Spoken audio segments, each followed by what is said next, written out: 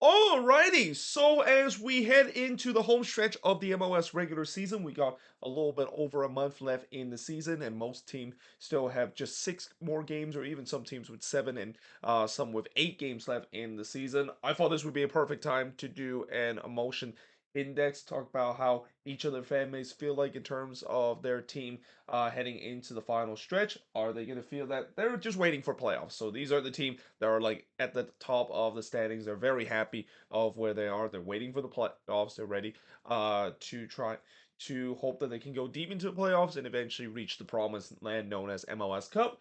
Or they're in the second tier where things are looking good. Looks like they are looking good in terms of making the playoffs. The third tier is kind of like on the cusp or still battling inconsistency. The fourth tier, obviously, is things not looking good. It looks like playoffs are starting to slip out of the grass. And then of course you get the fifth tier, which is just absolute free fall and panic right now because it seems like at a time when we just simply cannot suck in terms of making a playoff push, or if you're in a comfortable position in the playoffs, but you're kind of having a free fall and it seems like you're going to be one and done because of that. You could say that they probably belong in that category. And then, of course, on the right, you have some special category. We have the see you next season category, which I might as well just put these two teams in there because, obviously, in my previous emotion index, I mentioned Toronto and Colorado. They're already in see you next season mode. So, there's really no point of me kind of go into that category talking about these team in it because they're clearly looking forward to next season and thinking about the rebuild. And then I also have a special category where it says everything is on flames off the field. And that, of course, is the category where the New England Revolution is in right now. I mean, again, it's hard to rank the Rams in any of these category because on the field, in terms of their product, it's not as bad as it seemed. Although, yes, it's kind of painful that they have had back-to-back games where they blew leads and give up a goal in stoppage time. But if you look at what's going on off the field situation, oh boy, it just everything is on flame. It's pretty much like that meme where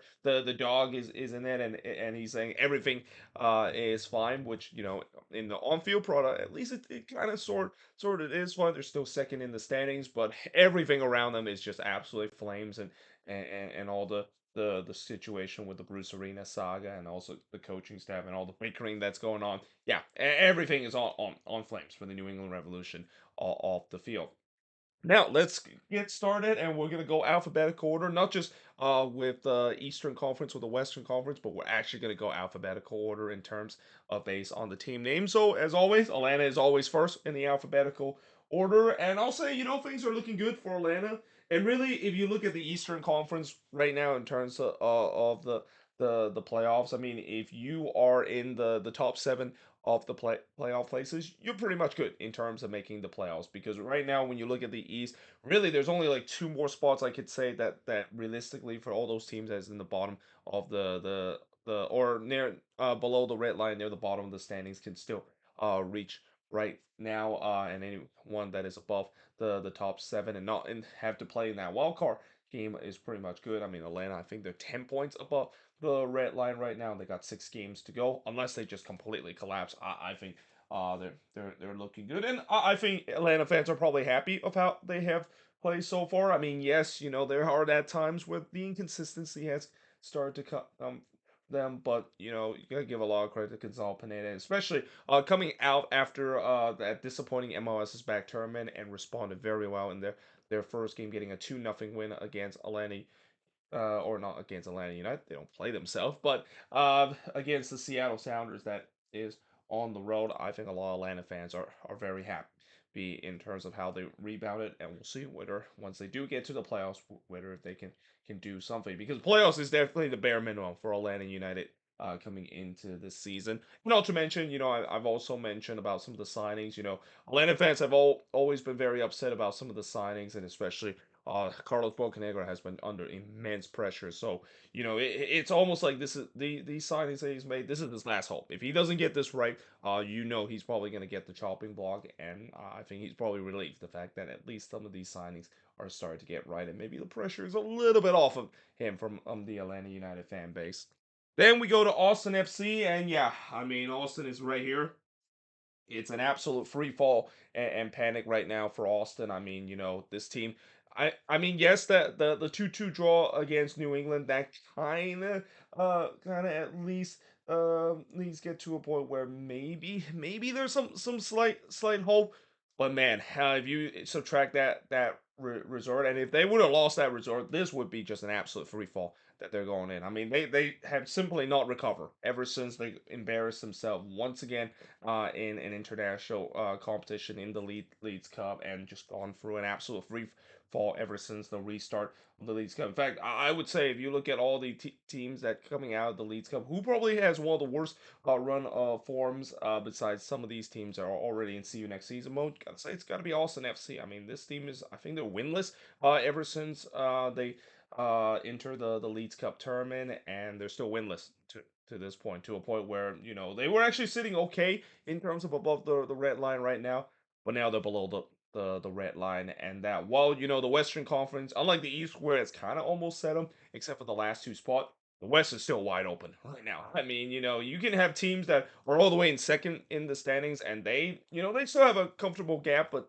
it depends when you say comfortable with a 7 point gap above the red line. And that, yeah, I think the only reason why Austin is not as bad as where they are in the standings is because it seems like the Western Conference is also very inconsistent this season. It's no wonder why teams are kind of bunch up each other, where you thought that maybe this team would make a run, and then they lose the next game. But and I think that's kind of good news for Austin in some way, where they're in a bad run of form, but they're not really losing too much ground because other team around them have been inconsistently bad too.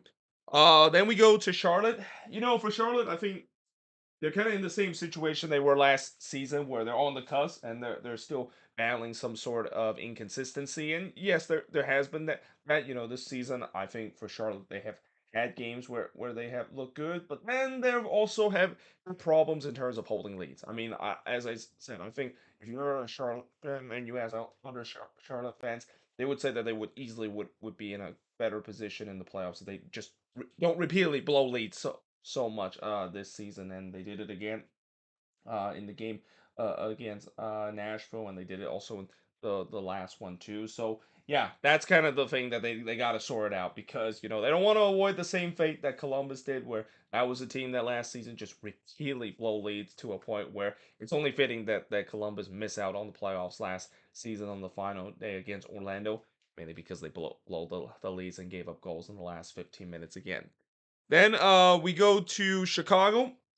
Yeah, I mean, I know Fire fans will just say that they're not upset about this, because they saw this coming. They saw this coming, because this has been the narrative of the Chicago Fire. It's usually around this time period where they simply collapse. And that if you also look at the Chicago Fire uh season cycle, they're now at the cycle where it's like everything is just falling apart, and they're gonna miss out on the playoffs. And I mean, I hate the fact that I have to always mention this narrative. And if there's any fan base that deserves some success, and any narrative that needs to eventually come to an end, it's got to be the Chicago Fire cycle of doom that they've been on for the past decade or so. I mean, it's unbelievable the fact that it's happening again, where just as you thought maybe things were going to turn around in August, they had a good run in the Leagues Cup, and even coming out of it, then September came, and boy, September has been rough in a patch, to a point where, yeah, they look like they're definitely going to miss out on playoffs again, and especially where they are in the standings. Look like they came from sitting relatively comfortable in the standings to now below the red line. Look like they're probably not going to climb back into it. Then we go to FC Cincinnati. Yeah, this is the first team that I mentioned. They're waiting for playoffs. Makes sense, because this team is gonna win the supporter show. I mean, obviously, barring any miraculous run from any team, and obviously the closest team right now they're battling is St. Louis, but St. Louis is not gonna get that supporter shoe standing. I mean, St. Louis has been very inconsistent this season, as it is the case with pretty much every single Western Conference. And if you look in the East, the closest one is New England, and yeah, the Revs are a flaming wreck right now. Yeah, they're pretty much gonna win the supporter show. I mean, I think maybe the last hope for the other team to win it, maybe the Philadelphia Union is gonna do, although Both of them do face off against each other, and maybe the Union, if they get a win, they can narrow that gap. But this really is over in terms of the supporter shield race. I think FC Cincinnati has run away with it, and it's now the question of can they actually reach the record in terms of the points total.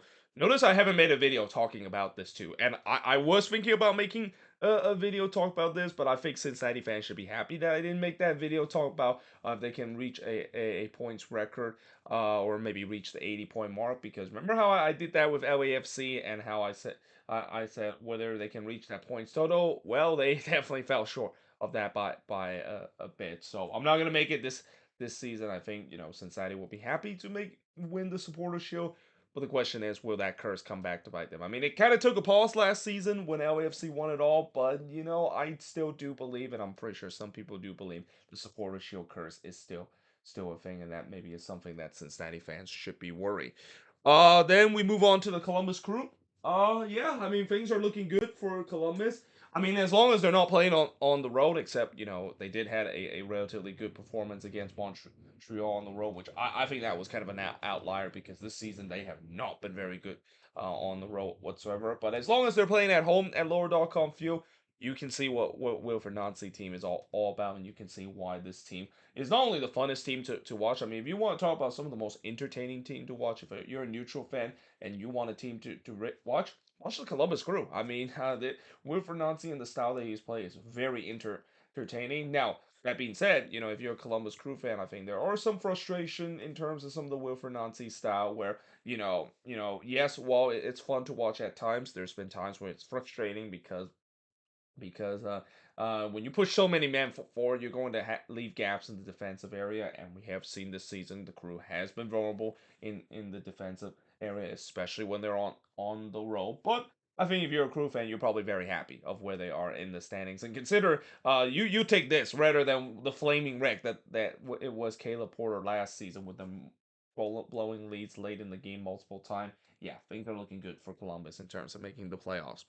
Then we get to DC, and for DC, it's kind of right here where, again, it's battling inconsistency. It's been the story of the season, and if you're a DC fan, I mean, again, I don't know how you feel about this season. If you're a DC fan, do you think this season is considered a success? Because this season, it's kind of a weird season where they under Wayne Rooney, you knew that they were kind of, instead of rebuilding, it seems like they were retooling and they were gonna go in an all-in push, and it just feels like this all-in push all leads them to just kind of having battling mediocrity. And sometimes, when you're battling mediocrity, that could be a bad thing too, because you're frustrated because of the fact that, well, that seems like it's the ceiling for this team. This team can't go higher, and the lower part of the ceiling is that they're probably gonna miss the playoffs. So yeah, again, if you're a DC fans, you're probably frustrating inconsistency, but at least maybe they can still have a chance to make it to the playoffs. I mean, that's a big if because we know a certain team down in South Florida is trying to get those playoff spot right now, which I'll talk about in just a bit. But we go to FC Dallas again. For Dallas, it's kind of right here too. I mean, the offense, I will say that has gone a little bit better. A lot of that has to do with Paul Arriola coming back, Jesus Ferreira also coming back to this team, and then also just an unsung hero in Bernard Kamungo. I mean, a guy that really came out of nowhere, and a guy that I do think that if Jesus Ferreira does move on, Bernard Kamungo is probably going to be the next hair in line in terms of being that lethal number 9 for this FC Dallas team. But still, despite that, there's still a lot of question around this team. Again, there's always going to be that question about goal scoring, even though they kind of fixed it a little bit. It's still not good, and also they haven't got a lot of wins lately too. So yeah, that's gonna be a big question for Dallas. It's that they're kind of just tangling up above the red line right now. We don't know if they have enough in terms of eventually staying above the red line. Then we go to Houston, and I think Dynamo fans are probably very happy of where they are in the standings. I mean, playoffs is still not a sure thing for the Dynamo, and it's kind of the case for pretty much every team that is above the red line. If you're not named St. Louis City, because Houston, I think they're only 5 points above the red line. But considering the fact that this season what Ben Olsen has done to this team, being a team similar to the 2017 teams where remember that 2017 team that made it to the Western Conference Final? They were very good at home. Yeah, this is kind of the case again. I mean, Dynamo fans Even though I know most of them haven't been attending games for the past couple years. Although crowds maybe start to come back because you're pretty much, if you're going to watch the Dynamo play at home, you're most of the time you're gonna probably guarantee to see them win, as it is the case. And not to mention them playing in another cup final, another chance to win a trophy in the U.S. Open Cup. And although yes, I know they're probably gonna have to face against the world, because when you face against the likes of Inter Miami and Lionel Messi, and the script writer saying that Miami's gonna do a double, yeah, they're gonna face a lot of things kind of against them. But I'm pretty sure Dynamo fans and these Dynamo players, they wouldn't care. They will try to be the guy that is kind of not gone according to script, but also at the same time they also want to make it to playoffs. I mean, if you think about it, you look at the latter part of the season. They still have a lot of home games, but I think one thing that has got to be huge improvement for this Houston team is the roll form. And while the roll form is still not decent, it's a whole lot better than what we've seen in the past this season. And that, I think, definitely is going to be a huge indictment to this Dynamo team, where this teams, it seems like they're for real. They could be a dark horse kind of team where if you play against them on in the playoffs, yeah, it's probably not going to be a good feeling. Then we go to Sporting KC. I mean, for Sporting KC, yeah, they're still on the cusp. And again, for this team, that game when they play against Miami without Messi, that one definitely sting, because if they would have won that game, they would have had a chance to be above the red line.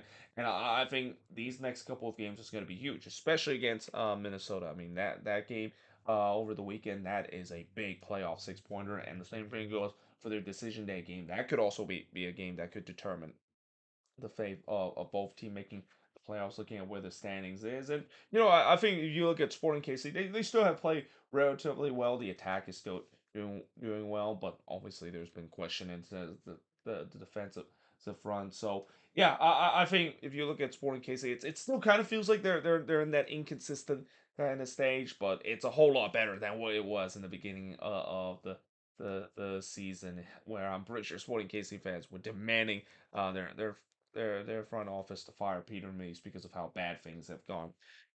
Then we go to the LA Galaxy.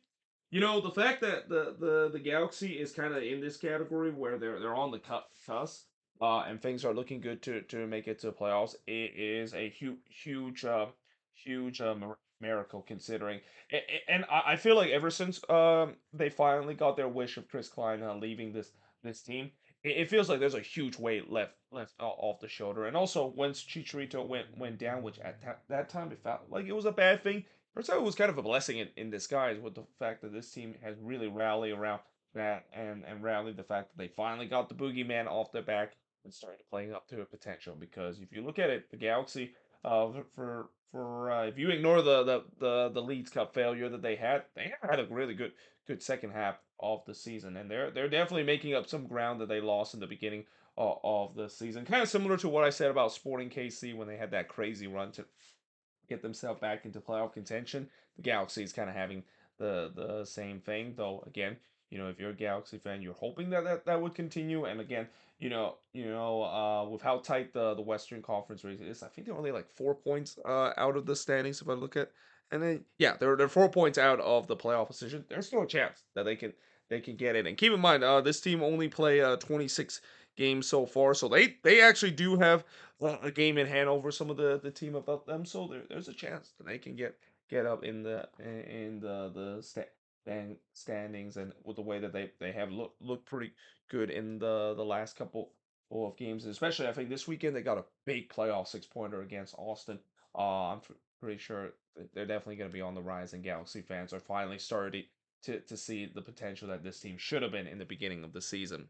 Then we go to their intercity rival LAFC. I mean, for LAFC, again, as I said before, yes, things are still looking good in terms of making the playoffs, but these last couple of games, oh boy, they're definitely heading to the downward projectile. They've actually now lost three in a row, and part of that, of course, has to do with international break, kind of wrecked their season a little bit. But even before the international break, they haven't looked decent in the last couple of games. And again, mind you, they're only 7 points above the red line. And yes, I know that seems like a comfortable spot, but when you look at the Western Conference this season, if you go in a bad run of form, you can easily slip out of the standing. So again, if you're LAFC, and also with the way that even if LAFC does make it to the playoffs, you do not want to go into the playoffs in a bad run of form. Like we've seen this before, where when teams that are able to make deep MLS Cup run,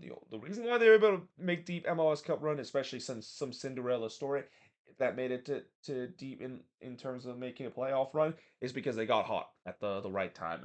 And this is where this month is just so important, not just for the playoff race, but also just get yourself in a good run of form heading into the playoffs. It means a lot too, because if you head into the playoffs in a bad run of form and you're not winning a lot of games, and you're facing against a team that is red hot and has a lot of confidence, yeah, you could definitely get upset in the first round and stuff, and that's kind of something that LAFC doesn't want to do. I mean, I know, yes, theoretically they have no expectation this season in the playoffs because they won the whole thing, but I'm pretty sure with the way that there was a lot of expectation of them trying to repeat this season, and I think this is also another example of how it's not easy to repeat as MLS Cup champion. There's a reason why we haven't had one in over a decade, and we probably won't have another one for a bit because there's a lot of changing part that could happen. Yeah, for LAFC, yes, they're looking good in terms of making the playoffs, but there's a lot of concern with the way that once they do get to the playoffs, do they have enough weapons to make a deep run like they did last season? Then we go to Inter Miami, and yeah, speaking of a team that is red hot right now, so again, it feels like the script writer are basically putting this perfectly, where they won Leeds Cup and they potentially could win U.S. Open Cup, and now there's a chance where they can do the treble. And again, if that does happen, I mean, I'm not sure if that's good for the league or that's bad for the league. I mean, it could be both depending on which side you take. It could be good for the league because this is a great story to tell, and this is definitely going to be one of the best story we'll ever seen in MLS history. A team that looks like they had no business of even thinking about winning a trophy before Messi arrived. To Messi basically arrived this team and just single-handedly changed the culture of this team overnight, to now they're them potentially could win another trophy and maybe even win the treble with the way that they can reach all the way to MLS Cup. Like, I'm not kidding when I say that they can reach MLS Cup. Look with the way how they've just been red hot right now. They're literally the hottest team right now in the league ever since Messi has arrived. And mind you, they have not lost a single game ever since Messi has arrived. I mean, you simply gotta say that if this Miami team does make it to the playoffs, this is bad news for the rest of the Eastern Conference, and it really doesn't matter how good the rest of the Eastern Conference is, with how good Miami is, and with Messi can perform the way that he did in the Leagues Cup, and replicate that in the playoffs. Which, by the way, I can bet my money he's gonna do that. Yeah, don't be surprised this team does make it to MLS Cup, and that again, this is where it goes back to the story of, is this kind of good for the league, or is this bad for the league because of how this feels very scripted from the beginning? We don't know. But one thing for sure is that it's only a 6 point deficit now that Miami has to make up, and I have no doubt they're gonna make up that deficit. Like, even with Messi probably not available for this weekend game, then he probably will be ready for the next game. They've already proven the last game they can win without Messi. Now, in the game against Atlanta United, which again I say that they won't have Messi. That's still questionable because he didn't play in that World Cup qualifying game against Bolivia, so it seems like he could be well rested in a time to actually attend or actually play in that game, because he didn't play with Argentina. So that could be good news for Miami, and certainly maybe even good news for all those people that's attending the game against Atlanta. I heard it's gonna be probably the biggest crowd that Atlanta United will ever had, even bigger than when they had the MLS Cup back in 2019. But yeah, again, if you're Inter Miami fans, I mean, you're almost kind of spoiled because of how good things have gone and how good the fortune has come. Which again, I think it could be a good thing depending on some, or it could be a bad thing because people will say, "Well, look at that." Inter Miami, they all their fans basically are most of their fans are just bandwagoners jumping on the bandwagon because they just become a successful team overnight with Messi, and before that they were pretty much nothing, and a team that was literally looked like they're gonna bottom out and join this list of see you next season mode. Then we go to Minnesota. Yeah, and I'm gonna put them right next to Sporting KC. It's kind of the same thing, for Minnesota. They got some big games coming up. That Saturday night game against Sporting KC, that is a massive game for this Minnesota team. But I will say this, the last game when they beat New England, yes, even though that was a draw, and yes, I'm frustrated the fact that that's now the ninth draw of this season at Allianz Field. Like the struggle this season at Allianz Field of getting wins isn't because of the fact that they're losing games. Like it's hard to believe they've only lost twice this season at Allianz Field. So if you look at the aspect of the fact that if they're not losing games, you could still say that Allianz Field is still a fortress.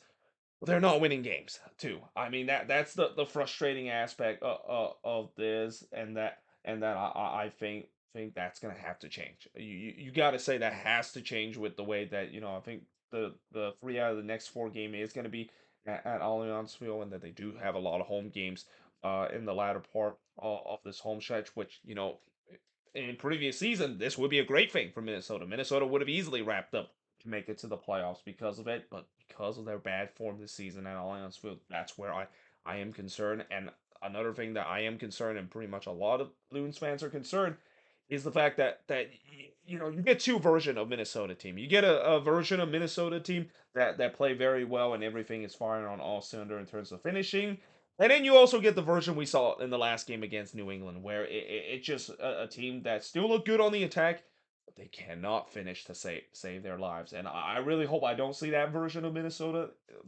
for the Saturday game against Sporting KC, because yeah, that game is a huge playoff 6 pointer, and that's one that dare I say that it's kind of a must win for Minnesota, knowing the fact that I know they will have another chance to play against Sporting KC on a playoff 6 pointer later in the season.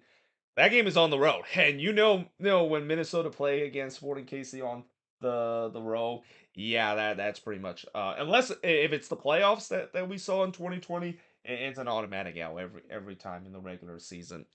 Then we go to Montreal. Boy, for Montreal, it's got to be frustrating if you're a Montreal fan because of the fact that it seems like the team looked like they had some good run coming out of the Leeds Cup, and then the last couple of games happened, and where the last 2 games it has not been great whatsoever, especially in the game against Columbus, and it's just getting to a point where they fit perfectly on this category of on the cusp and still battling inconsistency. There's still inconsistency with this team, and that last home game, that one hurts a lot for them because that's been kind of their bread and butter this season. They need to win these home games so that they can make it to the playoffs.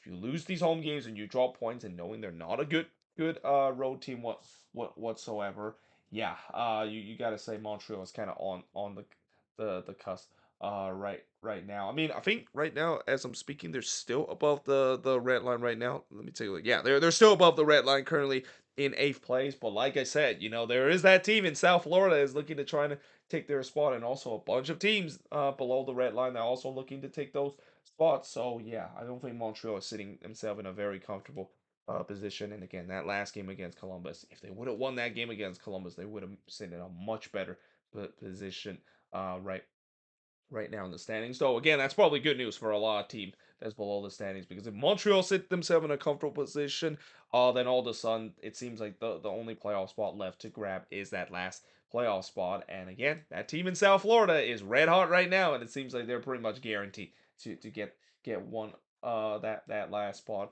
But now it seems like it's really just like there's only one more spot left if you look at it, if you consider the fact that Miami probably is going to make it to the playoffs this season. Then we go to Nashville. Oh boy, for Nashville, I would say their things are not looking good. I know they're still pretty good in terms of the standings. I mean, they have an 8 point gap with 7 games left to go. But one big concern I have with Nashville is the form that they've had ever since the Leeds Cup final. I mean, it almost felt like ever since that Leeds Cup final, that was probably the best that they play on a losing end. they just have never recovered from that. You know how the Leeds Cup kind of hang over. We've seen some teams have gone.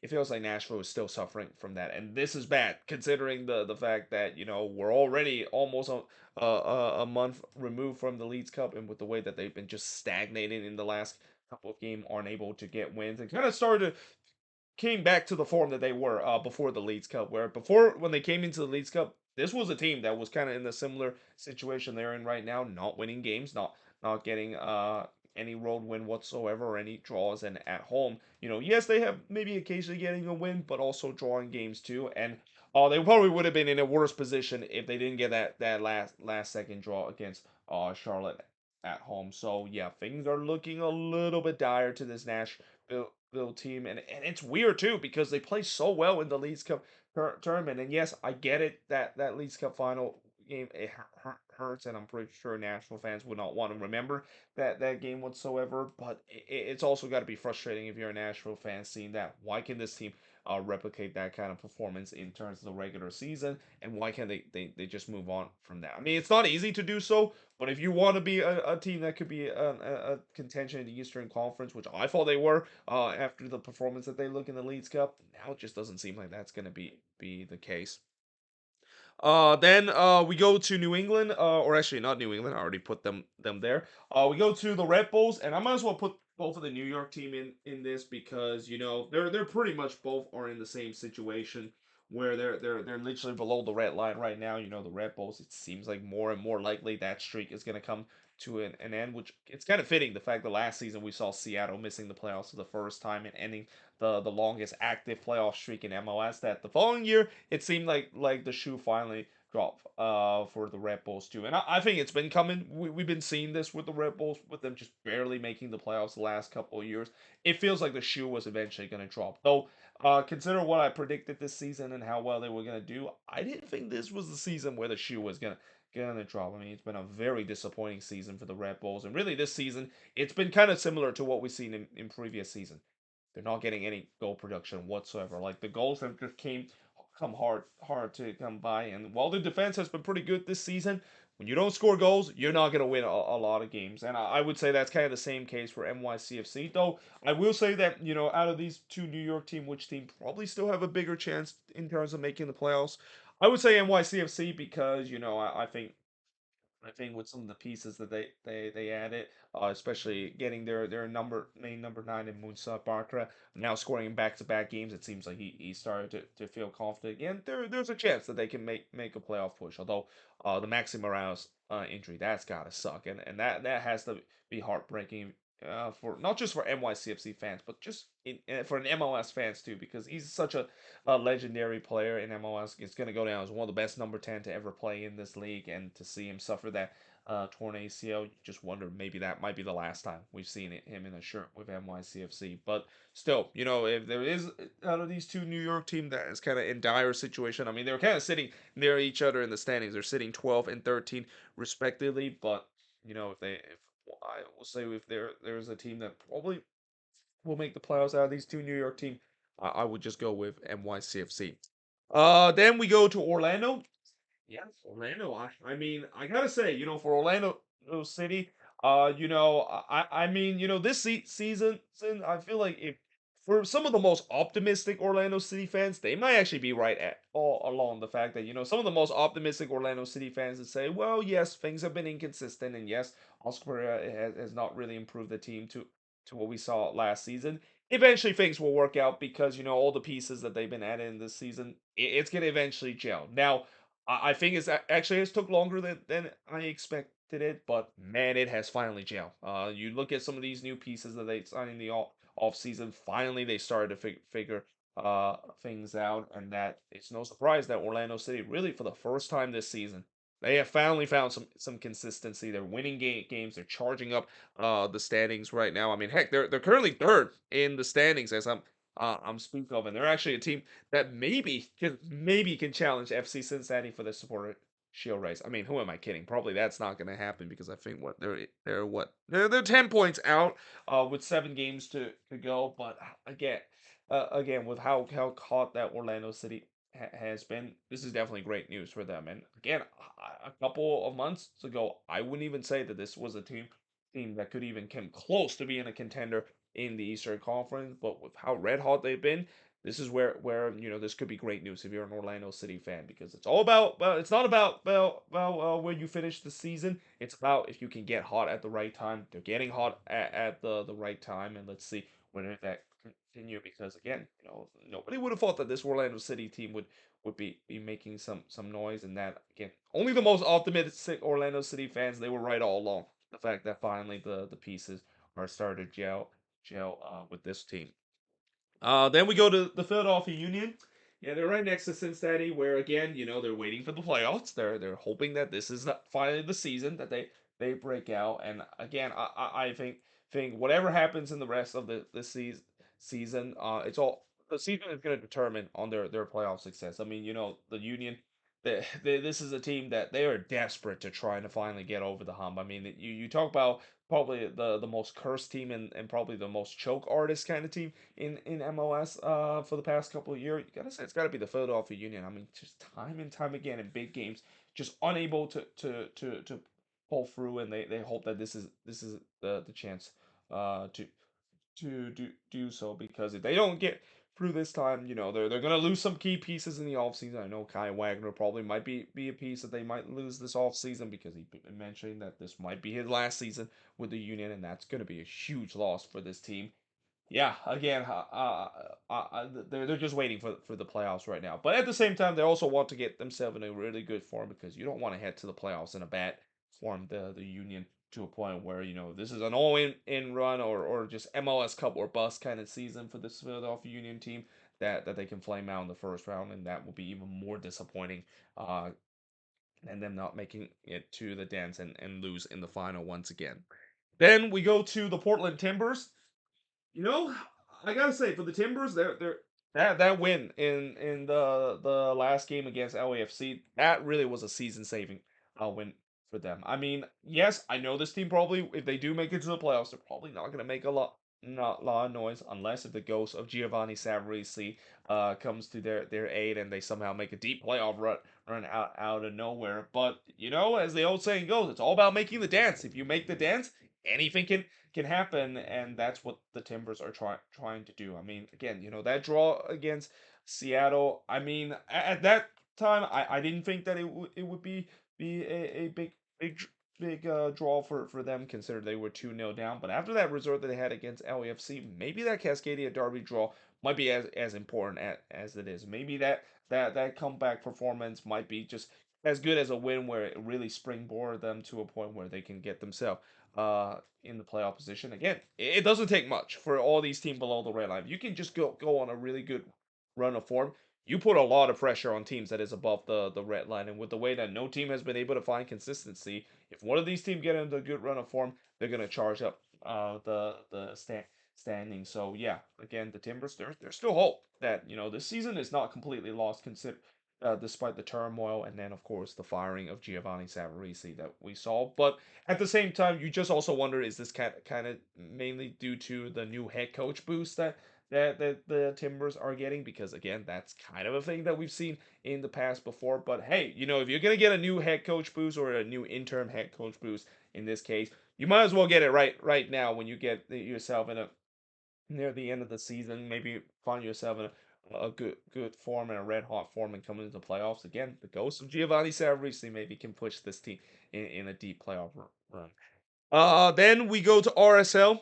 Yeah, things are definitely not looking good for RSL, and this is even after the game when they won against the Colorado Rapids, where yes, they won that game, and that was absolutely a much needed win for them. Like they if there is a game where it's an absolute must win for RSL, it's got to be that game that kind of stopped the bleeding. But we're gonna see whether that's just because they play against the Colorado Rapids, who is literally like the worst team in the league, this season, and they're just gifting 3 points to everybody that plays them, or the fact that maybe RSL is starting to be back again, because man, before that Colorado resort, they had just an absolute fall of a run of forms, where they absolutely collapsed to a point where how once they were sitting very comfortable third in the standings, now they've actually dropped themselves. Well, actually, they didn't drop themselves too much. They're still in fourth place right now, but again, with how much of a bad run that they've in. If this was an RSL team that made it, if the playoffs started right now, I guarantee RSL probably wouldn't make it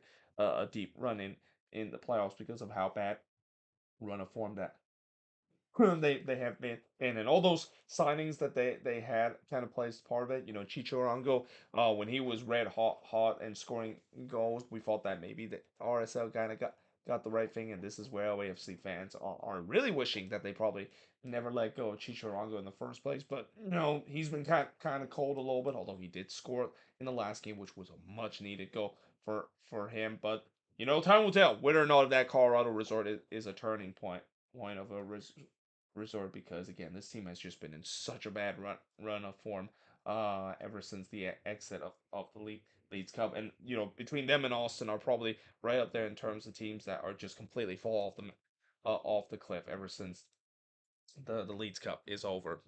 Then we go to the San Jose Earthquakes again. For the Quakes, it's kind of like right here where it's still a big mystery about this Quakes team, and the thing I would say about this Quakes team is that they're kind of like DC in some sense where they've been able to get wins at home, although their home form in the last couple of games hasn't been that good. But at the same time, they're also so able to just scrap away a roll win and or just scrap away a roll point miraculously in the last game. Now I know it's not pretty, and it's probably be something that I've said many times before. It's unsustainable, and yet somehow Luchi Gonzalez and this Quakes team have proved that at least it's kind of sustainable in the short term. I still do worry about the narrative of this Quakes team, where this is kind of right around the time where things start to fall apart, and it kind of looked like it in the last couple of games with the way that they haven't got to win since they play against the Vancouver Whitecaps, and goal scoring is a huge issue with this team right now. I mean, really, the only guy that can score goals for this team is Christian Espinoza, and he probably would have won that game against DC if he was on his game, but yeah, I'm not gonna change what I said about the Quakes uh in my last emotion index, where this final stretch will really determine their season. And I know this is a team that coming into the season I said that they're not going to be a playoff team, and I do still kind of have to believe that maybe they'll miss out in the end. But the way that how this season has gone, this would really be a disappointing way to miss out on the playoffs because it just feels like it's very similar to it's very similar to I think it was 2019 when they missed out on the playoffs. It looked like they were comfortable and they just completely collapsed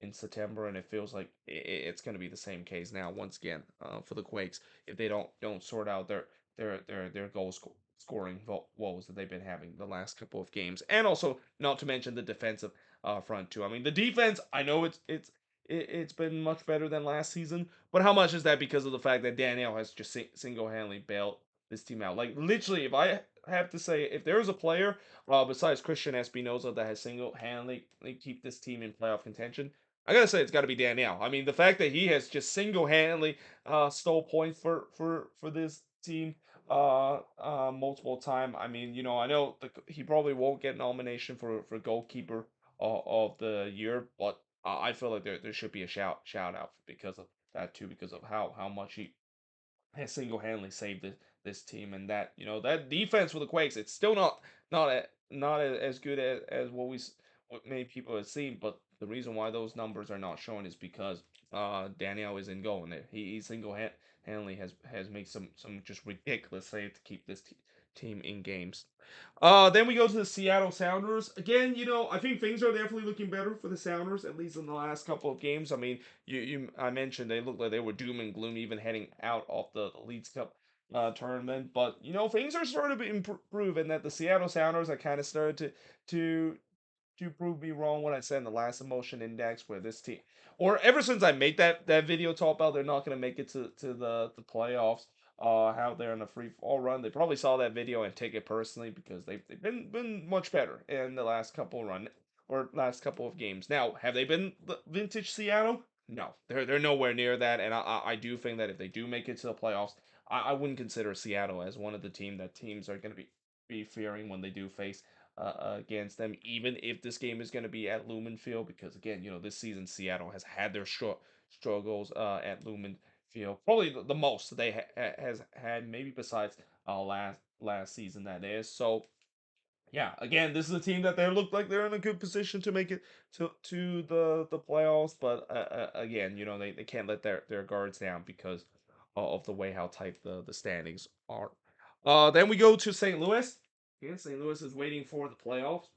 Again, for St. Louis, I think as long as they don't play on the road this season, which they're gonna have to do at least once this season because of the first round matchup. But as long as they're not playing on the road, this team has a good chance to do well in the playoffs. Though, as I'll say this before, when you look at expansion teams that have make it to the playoffs, they have not really had a good history of going very deep. In fact, I think the only team that I remember recently that has at least kind of gone deep into the playoffs, but they kind of falter in the conference semifinal is Nashville when they not only win the playing game, but also win another playoff round, which was historic because that's the first time that has happened.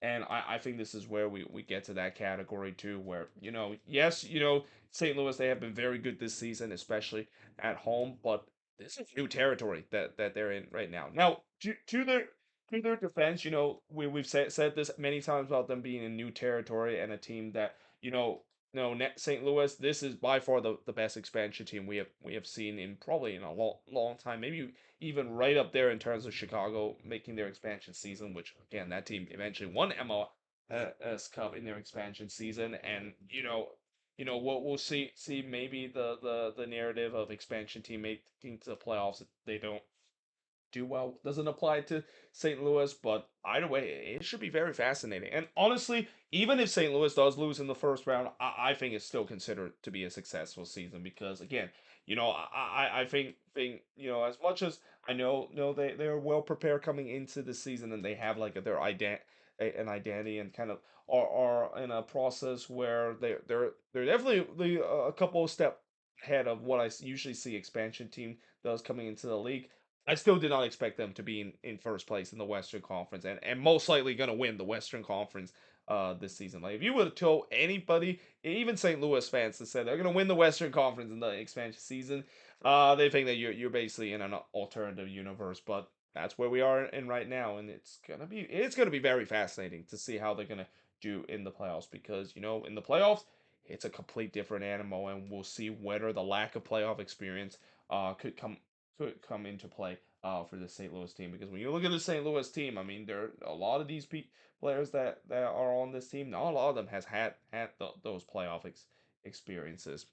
Then we go to Toronto, or actually, I already gone for Toronto because they're in see you next season mode. So we go to the last team, Vancouver, and for Vancouver, tell you what, the Vancouver Whitecaps, they've been a very surprising team for the last couple of weeks. A team that we thought they were dead and buried, maybe heading into that 7 game road trip that they're going through.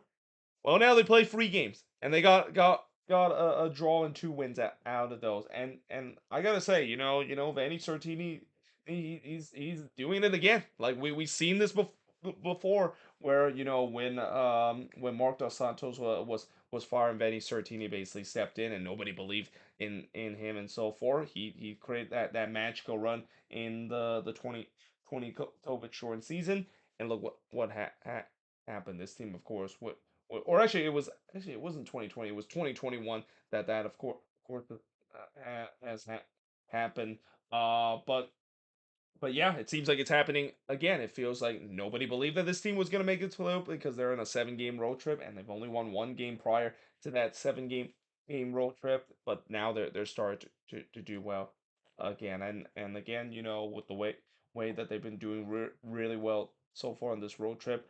It's gonna be fascinating to see if they can continue because the harsh reality for Vancouver is that as well as they have done in terms of this road trip, they need to continue that because they're still not really sitting in a very comfortable spot in the standings. Well, I say that they're 5 points above the red line, but again, for the remaining of the road trip, if they decide to do nothing else after that, then it could become a problem for this team. But again, the fact that they're holding their own in this road trip is something nothing short of a miracle, and maybe it's that Fanny Sartini magic again that we saw a couple of years ago being in play, and when that does happen, man, it's hard to not really root for that, even if you're not a Vancouver Whitecaps fan.